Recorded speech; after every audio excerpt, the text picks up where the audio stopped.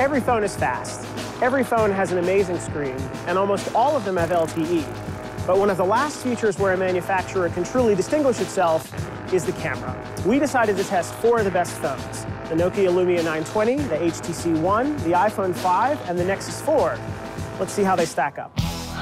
So all 4 of these phones do a pretty good job in pretty good conditions. It's slightly overcast outside, plenty of light, not a huge amount of contrast in the scene. We've got detail in the tires, we've got detail on the paint on the bus and on the gravel itself, and the photos are well balanced. There's a wide range of tones and everything's pretty sharp.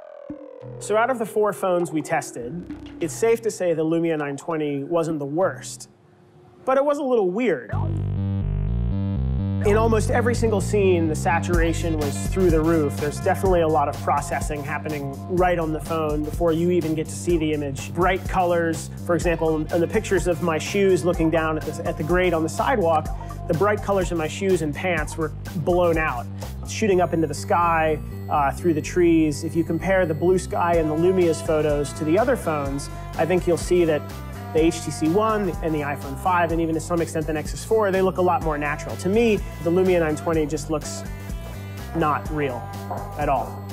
Another thing I've noticed about the Lumia 920 is that when I look at these images zoomed in, even when the ones that were taken outside with a huge amount of light, they're noisy. Almost every single image that we pulled off of the Lumia 920 is noisy. Image quality on the HTC One was decent. The biggest problem with the HTC One is that in any sufficiently bright environment, the photos are washed out, regardless of where the light source is coming from. There's just not enough contrast in the images. As a person who spends most of his time shooting with an SLR, in my opinion, the iPhone 5 is the best all-around cell phone camera that we tested today.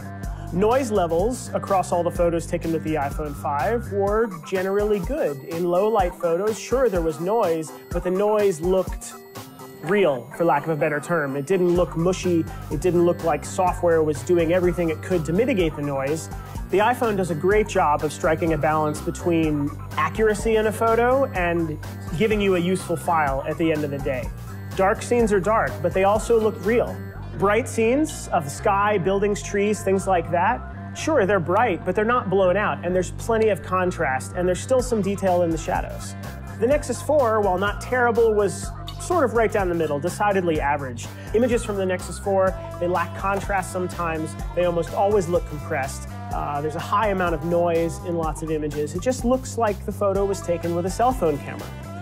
So one of the most common use cases for a cell phone camera today is going to be a place where the light's terrible. You're in a bar, you're in a restaurant, you're out with friends. The HTC One produced really bright pictures that it didn't look like a low light situation, but they were really noisy and really mushy. But it was a usable photo, and in small sizes, it might work. The Nexus 4 was useless in low light. Worse than useless, completely useless. Just leave it in your pocket and use your memory. The Lumia 920 did a pretty good job with a low light photo, but our subject wasn't moving. And I can tell, based on my multiple tries, that the 920 absolutely favors a slower shutter speed in low light situations, which means if you're photographing anything that's alive, you're gonna have some trouble. Low-light photos from the 920 are noisy, just like any other cell phone camera, but it was also clear, as usual, that there's a tremendous amount of processing happening on the phone before we even get the images onto a computer. The iPhone 5's low-light photos are the most true to life. The light and the colors are as I remember them. They're generally pretty sharp, but they are also very noisy. Cell phones are better than ever, and everyone these days has a great computer in their pocket. And it's only a matter of time before cameras catch up. But until that happens, and probably after that happens, photography is going to continue to be a game of compromises.